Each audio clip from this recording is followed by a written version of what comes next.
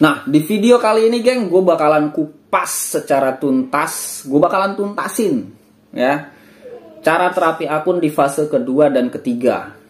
So, simak terus ya geng. Semoga kalian gak bosan dengerin gua ngoceh terus ya geng. Just informasi geng, channel ini hanya membahas seputar dunia ojol aja. Entah itu tips and trick, entah itu tentang keseharian dunia perojolan, ataupun yang lainnya. Intinya hanya tentang seputar dunia ojol. Setelah kalian kepoin, kalian suka, langsung di subscribe geng. Air putih geng, sehat. Kopinya kosong. Di video sebelumnya, gue udah bahas masalah terapi akun atau cara terapi akun di fase pertama seperti apa. Di video itu gue menyarankan untuk 8 jam kerja aja dulu. Ternyata ada yang komen atau ada yang nanya, "Bang, bukankah semakin panjang jam on beat kita, semakin besar pula kesempatan kita untuk mendapatkan order lebih banyak?" Jawaban gua setuju, bener, iya. Tapi ini masalah strategi geng. Ya, kita bekerja dengan algoritma. Ya, kita kerja dengan algoritma. Kalau kita nggak pandai mengatur strategi, kita tidak pandai terapi akun kita akan kalah dengan algoritma tersebut. Jadi penjelasan gue kenapa gue menyarankan kalian untuk 8 jam kerja aja di fase awal adalah, pertama, selain yang gue bilang kemarin, kalau kata orang Jawa bilang, gak usah ngoyo. Ini secara nggak langsung adalah untuk membentuk ritme akun kalian sendiri. Misal kalian dalam 8 jam kerja di fase awal seminggu lah anggap, secara otomatis ritme itu akan terbentuk geng. Kita membentuknya dari tahap awal. Kita kalau mau naik tangga step by step geng. Satu persatu anak tangga itu kita lalui. Nah ini baru di anak tangga pertama nih, 8 jam dulu. Jangan langsung lu geber ke 15 jam. Lu langsung main ke anak tangga yang berikutnya. Kalau ngomonginnya kesempatan untuk mendapat order lebih tinggi, betul. Tapi permasalahannya adalah di jangka panjangnya seperti apa. Nantinya ini akun akan terbentuknya seperti apa. Nah kalau yang untuk gua saranin ini di 8 jam aja dulu, untuk membentuk ritmenya. Dari 8 jam kerja ini seperti apa nih ritme akun kita. Sudah mampu berapa trip. Misal 8, hari ini 4, hari keduanya 4 lagi, hari ketiganya 4 lagi, nggak apa-apa. Hari kelimanya 5, hari keenamnya 6, hari ketujuh, dan seterusnya usahakan grafik meningkat. Setelah kalian selesai di fase pertama dan bisa meningkatkan secara grafiknya, ya, barulah kalian bermain di fase kedua. Ini yang akan kita bahas. Oke geng.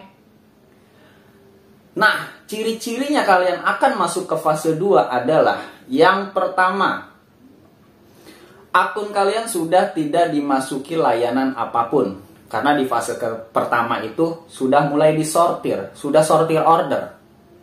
Itu ciri-cirinya. Artinya dengan ciri-ciri seperti itu, perform kalian pun akan aman. Bisa dibilang 100% terus. Ciri-ciri yang kedua, tidak terjadi delay order. Gue patokin 1 jam 1 order lah. Ya, itu udah bagus. Selama terapi di fase awal, 1 jam 1 order. Nah, begitu kalian sudah memasuki ciri-ciri ini, maka bersiap-siaplah kalian untuk masuk ke fase kedua. Di fase kedua ini beda lagi strateginya geng. Minum dulu geng, biar nggak tegang. Nah bang, terus di fase kedua apa yang harus gue lakuin? Gini geng, Perform di fase pertama udah aman, udah meningkat minimal. Layanan udah aman dalam artian sudah tidak diganggu dengan layanan yang lain. Masuk fase kedua. Di fase kedua artinya kalian tinggal menambah riwayat order. Barulah di sini kalian harus bermain jam on beat. Yang tadinya di fase awal kalian bermain 8 jam, di fase kedua tambah jam on beat-nya. Jadi berapa jam bang? Gua saranin maksimal 12 jam. Terserah kalian mau dibikin 9 jam, 10 jam, 11 jam. Gua bicaranya maksimal 12 jam. Kesulitan yang akan terjadi di fase kedua ini, di mana kalian di fase awal bermain 8 jam bisa dapat orderan selama 8 jam, tiba-tiba masuk ke jam 9, 10, 11, 12. Ini pun akan terjadi delay. Karena secara riwayat, di waktu tersebut kalian tidak pernah ada riwayat menerima orderan. Jadi harap bersabar sedikit. Ya geng ya, harap bersabar sedikit.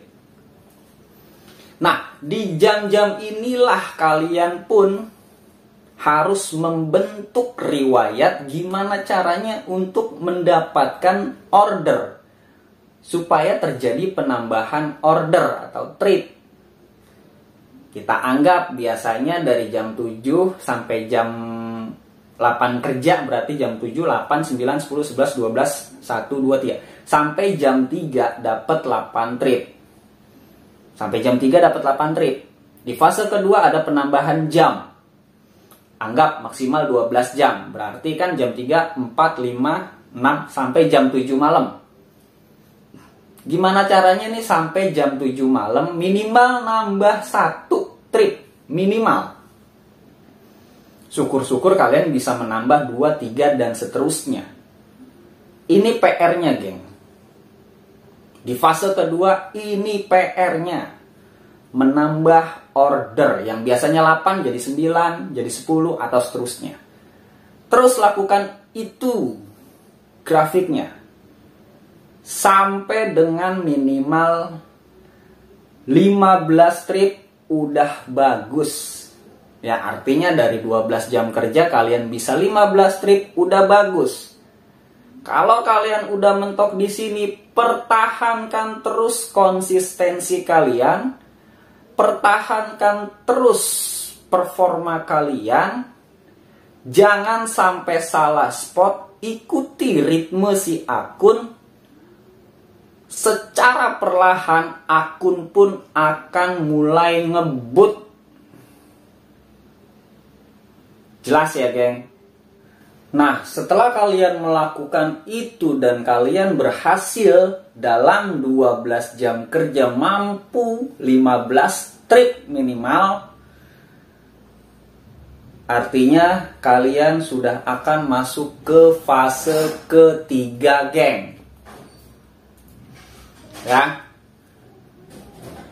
Kita persingkat waktu aja, geng. Di fase pertama, di fase kedua tadi, secara kesulitannya gue udah jabarin, secara apa yang bakalan kita hadepin, bagaimana caranya udah gue jabarin. Kita langsung ke fase ketiga. Di fase kedua tadi gue saranin kalian maksimal 12 jam kerja aja. Maksimal 12 jam kerja. Kalian sudah sanggup dalam 12 jam kerja itu, artinya kalian sudah sanggup mendapatkan 15 trip atau 15 order. Nah, ini tinggal fase ketiga. Tujuan fase ketiga ini adalah untuk mempercepat akun kita. Bikin akun kita ngebut lah istilahnya. Ya, gimana caranya dalam 12 jam bisa 20 lebih.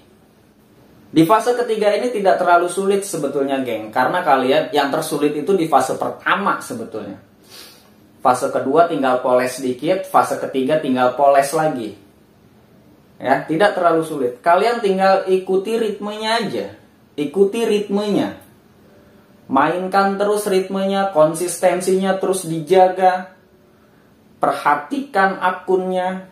Perhatikan spot ordernya seperti apa. secara tidak langsung ini akun udah, kalau kalian udah mulai dapat orderan 1 jam 2 trip, M-trip masuk, M-trip masuk, nah itu udah ciri-ciri tuh geng. Udah ciri-ciri akun kalian akan segera ngebut.